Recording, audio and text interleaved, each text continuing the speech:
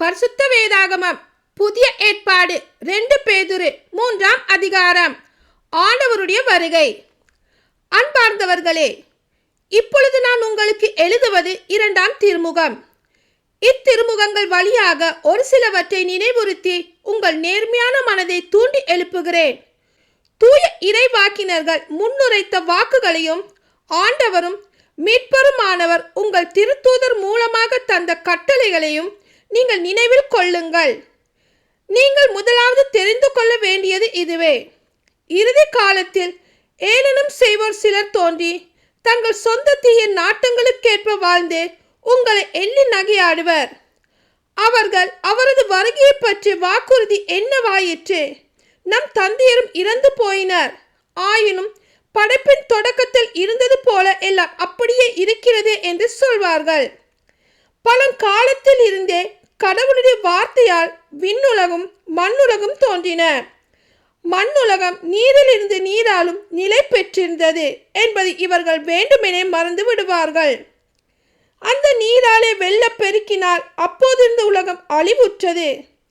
இப்போதுள்ள விண்ணுலகும் மண்ணுலகும் அதே வார்த்தையினாலே தீக்கிரையாவதற்கென ஒதுக்கி வைக்கப்பட்டுள்ளது. இதை பற்றில்லாதோர் அழிவுற வேண்டிய தீர்ப்பு நாள் வரையிலும் அவை விட்டு வைக்கப்பட்டுள்ளன. அன்பார்ந்தவர்களே, நீங்கள் ஒன்றை மறந்துவிட வேண்டாம். ஆண்டவரின் பார்வையில் ஒரு நாள் 1000 ஆண்டுகள் போலவும் 1000 ஆண்டுகள் ஒரு நாள் போலவும் இருக்கின்றனர். ஆண்டவர் தம் வாக்குறுதியை நிறைவேற்ற காலம் தாழ்த்துவதாக சிலர் கருதுகின்றனர்.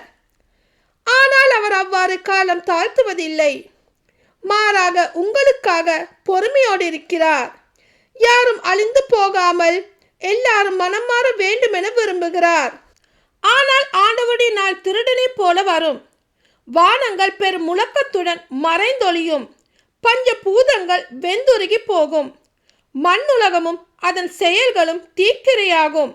இவை யாவும் அழிந்து போகுமாதலால் நீங்கள் தூய இறைப்பற்றுள்ள நடத்தையில் மிகவும் சிறந்து விளங்க வேண்டும். கடவுளின் நாளை எதிர்பார்த்து அவர் வருகையை விரைவுபடுத்த வேண்டும். அந்நாளில் வானங்கள் எரிந்தழிந்து பஞ்ச பூதங்கள் வெந்துருகி போகும். அவர் வாக்களித்தபடியே நீதி குடிக்கொண்டிருக்கும். புதிய விண்ணுலகமும் புதிய மண்ணுலகம் வரும் என நாம் எதிர்பார்த்து கொண்டிருக்கிறோம்.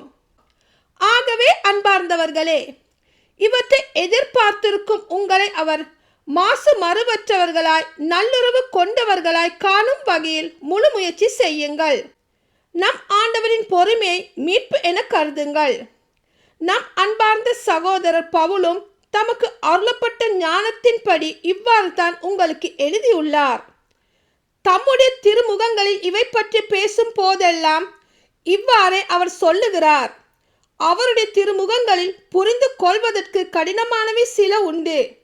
கல்வி அறிவில்லாதவர்களும் உறுதியற்றவர்களும் மறைநூலின் மற்ற பகுதிகளுக்கு பொருள் திரித்து கூறுவது போல் இவற்றுக்கும் கூறுகின்றனர். அதனால் தங்களுக்கே அழிவை வருவித்துக் கொள்கின்றனர். அன்பார்ந்தவர்களே, நீங்கள் இவற்றையெல்லாம் ஏற்கனவே அறிந்திருக்கிறீர்கள். கட்டுப்பாடற்றவர்களின் தவறான வழிகளால் கவர்ந்திழுக்கப்பட்டு உங்கள் உறுதி நிலையில் நின்று விழுந்து விடாதபடி கவனமாய் இருங்கள். நம் ஆண்டவரும் மீட்பருமான இயேசு கிறிஸ்துவின் அருளிலும் அறிவிலும் வளர்ச்சி அடையுங்கள். அவருக்கே இன்றும் என்றும் மாட்சி உரித்தாகுக. ஆமேன்.